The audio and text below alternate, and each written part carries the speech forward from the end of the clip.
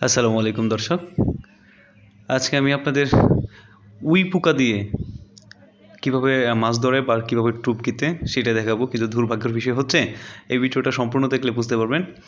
আমার সামনে যে শিকারি ভাই বসে আছে উনি দুইটা মাছ ধরছে, কিন্তু দুইটা মাছই একটা মাছ বসে ছিঁড়ে নিয়ে গেছে আর একটা মাছ তার হাত থেকে ছুটে গেছে। তো তার কপালটা আসলেই খারাপ। আপনার কাছে আমার অনুরোধ থাকবে, আপনি যদি আমার চ্যানেলে নতুন হয়ে থাকেন অবশ্যই আমার চ্যানেলটা সাবস্ক্রাইব করবেন আর ভিডিওটা সম্পূর্ণ দেখুন। মাছ ধরার যে মানে মাছ ধরার যে ফিলিংস সেটা আপনি নিজেই ঘরে বসে থেকে অনুভব করতে পারবেন। সো আপনার কাছে অনুরোধ, ভিডিওটা শেষ পর্যন্ত দেখুন আর একটা লাইক, প্লিজ একটা লাইক আর সাবস্ক্রাইব করে রাখবেন আমার চ্যানেলটা। যাই হোক, জানি না আপনাদের এলাকায় আঞ্চলিক ভাষায় এগুলোকে কি বলে। আমাদের এলাকায় এটার আঞ্চলিক ভাষা হচ্ছে উলি পোকার ডিম।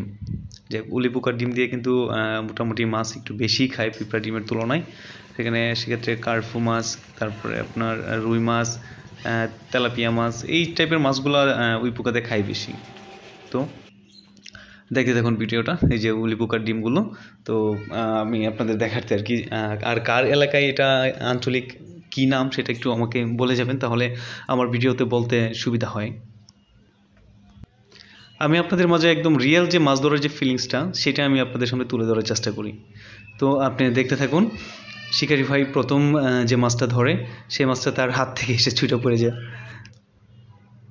আমি আবার রিপ্লে করে দিলাম স্লো মোশনে, যাতে আপনাদের বুঝতে অসুবিধা না হয়।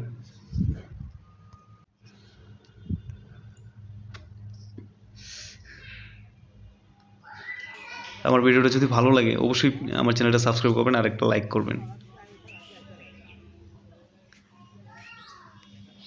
কি সুন্দর করে মাছটা তার হাতে নিছে, বড়শিও খুলছে, আর বড়শি খোলার পরে হাত থেকে লাফ দিয়ে মাছটা চলে যায়। আসলে এই যে রিজিক বলতে একটা কথা আছে না, ওইটাই আর কি, যে রিজিকে না থাকলে কিচ্ছু করার থাকে না। যে দ্বিতীয় যে হিটটা করে সেই হিটের মাছটা খুব কাছাকাছি নিয়ে আসার পরে তার বড়শিটা ছিঁড়ে নিয়ে যায়।